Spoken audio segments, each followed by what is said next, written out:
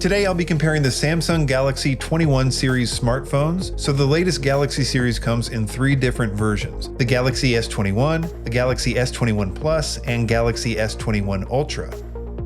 Starting with the similarities, all 3 phones come with Samsung's Infinity O display, which offers a so-called uninterrupted view because of the minimized bezel and discreetly placed front camera. All 3 have a dynamic AMOLED display, and they all have Gorilla Glass Victus, which makes them more scratch resistant and less likely to be damaged if they're dropped. Also, all 3 phones have a fairly high maximum refresh rate at 120 Hz. As far as their differences, let's start with the price. The most affordable one is the Galaxy S21, followed by the S21 Plus, with the S21 Ultra being the most expensive.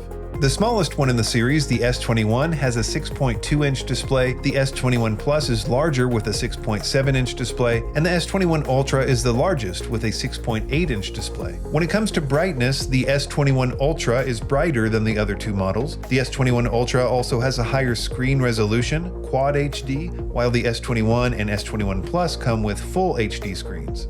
All 3 phones are equipped with metal frames, but the S21 has a plastic back, while the S21 Plus and S21 Ultra have a glass back. All 3 models are designed to be water and dust resistant. They have a matte finish and come in a pretty good selection of colors. As far as cameras, the S21 and S21 Plus come with a 10-megapixel selfie camera and 3 cameras on the back: a 12-megapixel ultra-wide camera, a 12-megapixel primary camera, and a 64-megapixel telephoto zoom camera that can give you 1.1 times optical zoom. On the other hand, the Galaxy S21 Ultra features a 40-megapixel selfie camera and 4 cameras on the back, one of them with a resolution of 108 megapixels. Samsung says it's the highest resolution you can get on a smartphone as of its release. In addition to better optical zoom on the S21 Ultra, it also has what Samsung calls 100 times dual lens space zoom, compared to only 30 times space zoom on the other 2. As far as video, all 3 models seem to be the same and can record video in a whopping 8K resolution at 24 frames per second, or 4K resolution at 30 or 60 frames per second, or Full HD at 120 frames per second. The S21 Ultra does have laser autofocus, while the other 2 don't. Moving on to memory and storage, the Galaxy S21 and S21 Plus have 8 GB of RAM, and you can choose between 128 GB and 256 GB of internal storage. The S21 Ultra has 12 GB of RAM and options for 128, 256, or 512 GB of internal storage. It's important to know how much storage you'll need because none of the S21 models comes with an SD card slot, so there's no option to expand your storage. All 3 have different sized batteries, ranging from 4,000 mAh on the S21 all the way to 5,000 mAh on the S21 Ultra.